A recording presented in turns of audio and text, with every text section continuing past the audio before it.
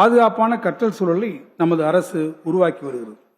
சென்னையில் உள்ள MC ராஜா கல்லூரி விடுதியானது 44 கோடி ரூபாய் மதிப்பீட்டில் 1,00,000 சதுர அடி பரப்பளவில் 121 அறைகளுடன் 484 மாணவர்கள் தங்கி கல்வி பயிலும் வகையில் உருவாக்கப்பட்டு உள்ளது. ஆதி திராவிடர் மற்றும் பழங்குடியின மாணவர்களுக்கு உலகளாவிய கல்வி வாய்ப்புகளை அளித்திட இந்த அரசு உறுதி பூண்டுள்ளது.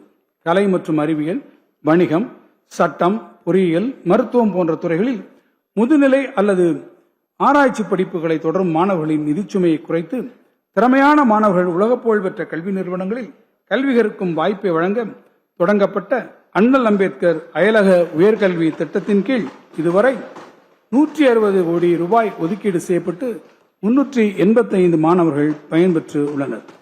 ஆதி திராவிடர் மற்றும் பழங்குடியினரை தொழில் முனைவோராக உயர்த்துவதற்கு ஆதி திராவிடர் மற்றும் பழங்குடியினருக்கான முதலமைச்சரின் சமூக பொருளாதார மேம்பாட்டு திட்டம் CM அரைஸ் செயல்படுத்தப்படுகிறது.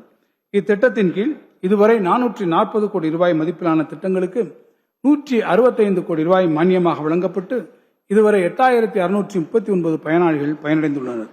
அண்ணல் அம்பேத்கர் தொழில்கள் முன்னோடிகள் திட்டத்தின் கீழ் 4948 ஆதி திராவிடர் மற்றும் பழங்குடியினர் தொழில் முனைவோருக்கு 420 கோடி ரூபாய் மானியம் வழங்கப்பட்டு உள்ளது.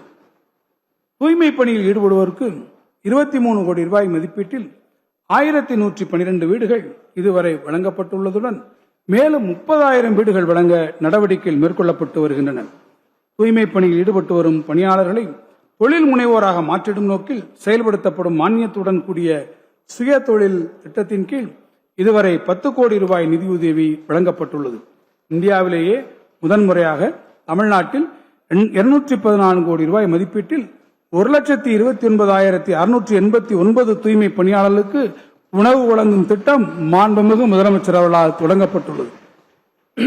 இந்த இடைக்கால வரவு செலவு திட்டம் மதிப்பீடுகளில் ஆதி திராவிடர் மற்றும் பழங்குடியினர் நலத்துறைக்கு 3,934 கோடி ரூபாய் ஒதுக்கீடு செய்யப்பட்டுள்ளது.